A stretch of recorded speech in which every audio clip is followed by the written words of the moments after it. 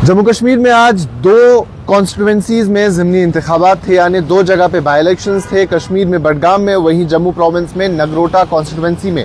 और वोटिंग मुकम्मल हो चुकी है। सुबह 7 बजे से प्रोसेस शुरू हुआ और शाम के 6 बजे तक जारी रहा। दोनों जगह की वोटिंग परसेंटेज मैं आपको बता दूं। सबसे पहले बडगाम की बात करते हैं, जहां 49.92 वोटिंग टर्नआउट रहा है, यानी कुल मिला के 49.92% वोटिंग हुई।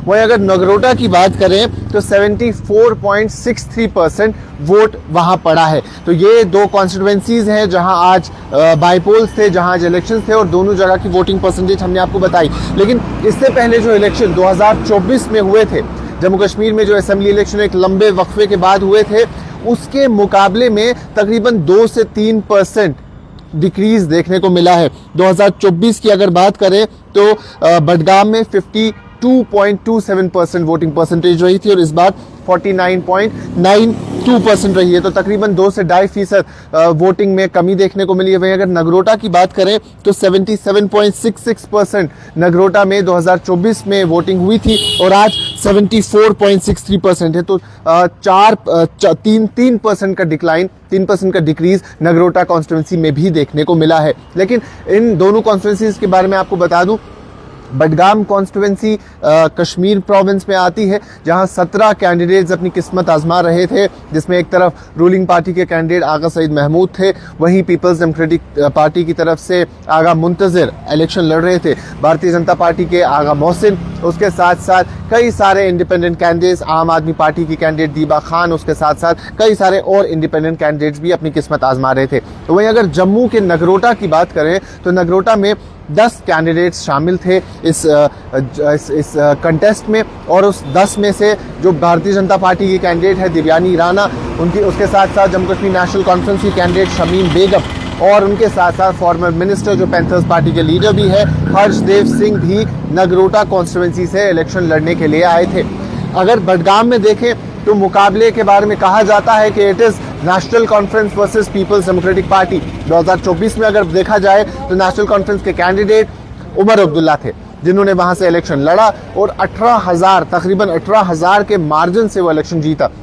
उससे पहले भी 3 टर्म्स आगा सईद रूहुल्लाह मेहदी वहां से एमएलए रहे हैं और 1977 से लेकर 2024 तक जम्मू कश्मीर नेशनल कॉन्फ्रेंस ने बडगाम की सीट को रिटेन किया है। और जब उमर अब्दुल्ला ने गांदरबल और बडगाम में से एक सीट चुननी थी, जैसा कि रूल है, तो उन्होंने गांदरबल को रिटेन किया क्योंकि वो उनकी लेगेसी सीट है। वहां से उनके वालिद डॉक्टर फारूक अब्दुल्ला ने भी इलेक्शन लड़ा है, जीता है। उनके जो ग्रैंडफादर है शेख मोहम्मद अब्दुल्ला, उन्होंने भी वहां से इलेक्शन लड़ा है और इलेक्शन जीता है। तो इसीलिए जैसा बताया जाता है कि इसी एक वजह से उन्होंने गांदरबल की सीट को रिटेन किया और बडगाम की सीट को तर्क कर दिया। और बडगाम से फिर आगा सईद महमूद को मैंडेट मिला। आगा सईद महमूद जम्मू कश्मीर नेशनल कॉन्फ्रेंस के एक पुराने लीडर है, साबिका एमएलए हैं, मिनिस्टर रह चुके हैं 2 बार। एक बार पट्टन से इलेक्शन लड़ा है, 96 का इलेक्शन, और वहां से जीता है। उसके बाद बीरवा से इलेक्शन लड़ा और बीरवा से इलेक्शन जीता है। नगरोटा की तरफ अगर शिफ्ट करेंगे तो नगरोटा में कहा जाता है कि भारतीय जनता पार्टी और नेशनल कॉन्फ्रेंस के दरमियान मुकाबला है, लेकिन हर्षदेव फैक्टर भी एक इंपॉर्टेंट फैक्टर है। जम्मू कश्मीर नेशनल कॉन्फ्रेंस ने 96 और 2014 में नगरोटा की सीट को रिटेन किया है, नगरोटा की सीट जीती है। वहीं 2002, 2008 और 2024 में भारतीय जनता पार्टी ने नगरोटा की सीट से इलेक्शन लड़ा और इलेक्शन जीता है। नगरोटा एक ऐसी कॉन्स्टिट्यूंसी है पूरे जम्मू कश्मीर में जहां से बीजेपी ने एक सीट जीती थी, यानी जब जम्मू कश्मीर में भारतीय जनता पार्टी का सिर्फ एक एमएलए था, वो नगरोटा कॉन्स्टिट्यूंसी से था। तो नगरोटा कॉन्स्टिट्यूंसी भारतीय जनता पार्टी के लिए काफी इंपॉर्टेंट है। अब इंटरेस्टिंगली 2014 और 2024 में एक ही कैंडिडेट ने इलेक्शन जीता है नगरोटा से, वो है देवेंद्र सिंह राणा।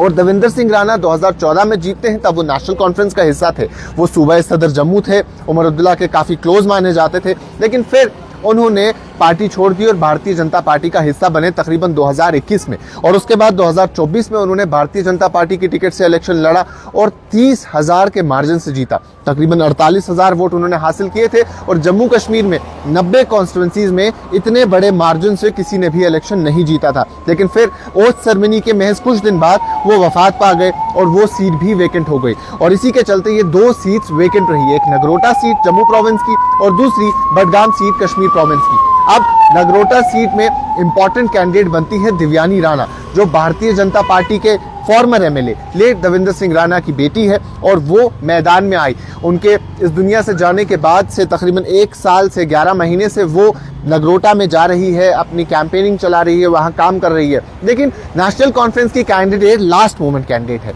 यह हम इसलिए कह रहे हैं क्योंकि नेशनल कॉन्फ्रेंस ने कांग्रेस को ये सीट ऑफर की थी, लेकिन आखिरी मौके पे कांग्रेस ने ये सीट पे लड़ने से इनकार कर दिया और उन्होंने कहा कि हम इस सीट पे अपना उम्मीदवार नहीं उतारेंगे, क्योंकि नगरोटा बाईपोल से पहले यानी इन बाईपोल से कुछ वक्त पहले जम्मू कश्मीर में असेंबली सेशन था और इस असेंबली सेशन के दूसरे दिन यानी 24 अक्टूबर को जम्मू कश्मीर में एक लंबे वक्फे के बाद राज्यसभा इलेक्शन थे और कांग्रेस और नेशनल कॉन्फ्रेंस का अलायंस है जम्मू कश्मीर में और कांग्रेस ने डिमांड की थी एक सेफ सीट। लेकिन जैसा कांग्रेस का कहना है कि हमने तीसरी सीट मांगी थी और जम्मू कश्मीर नेशनल कॉन्फ्रेंस की तरफ से उन्हें चौथी सीट ऑफर की, तो इसकी वजह से कहीं ना कहीं इंटरनल रिफ्ट भी देखने को मिला। अब इसी के चलते ऐसा सोर्सेज बताती है, कांग्रेस पार्टी के इनसाइडर्स बताते हैं कि उन्होंने मना कर दिया अपना कैंडिडेट नगरोटा कॉन्स्टिट्यूंसी में उतारने। तो लास्ट मोमेंट पे नेशनल कॉन्फ्रेंस का कहना है कि हम बीजेपी को कोई भी मौका नहीं देना चाहते हैं इलेक्शन जीतने का, इसीलिए हम एक टफ फाइट देंगे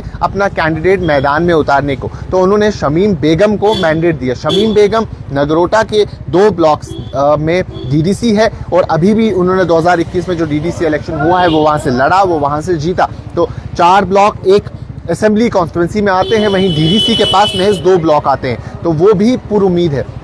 तो अब नताइज 14 नवंबर 2025 को आएंगे, आज से महज 3 दिन बाद। 3 दिन के बाद ये पता चलेगा कि जम्मू कश्मीर के बाईपोल्स किस तरफ रुख मोड़ते हैं। क्या भारतीय जनता पार्टी एक बार फिर से नगरोटा सीट को रिटेन करती है और क्या एक बदलाव देखने को मिलता है। और वहीं दूसरी तरफ जो बडगाम की सीट है, जो जम्मू कश्मीर की एक लेगेसी सीट रही है, 1977 से continuously Jammu Kashmir national conference का कैंडिडेट वहां से लड़ता है और जीतता आ रहा है। लेकिन इस बार ऑपोजिशन ने काफी तनकीद की, तंज किया और सरकार को कहा कि आपके जितने भी अनफुलफिल्ड प्रोमिसेस हैं, जो आपने वादे किए हैं, वो आप बिल्कुल भी पूरा नहीं कर पाए।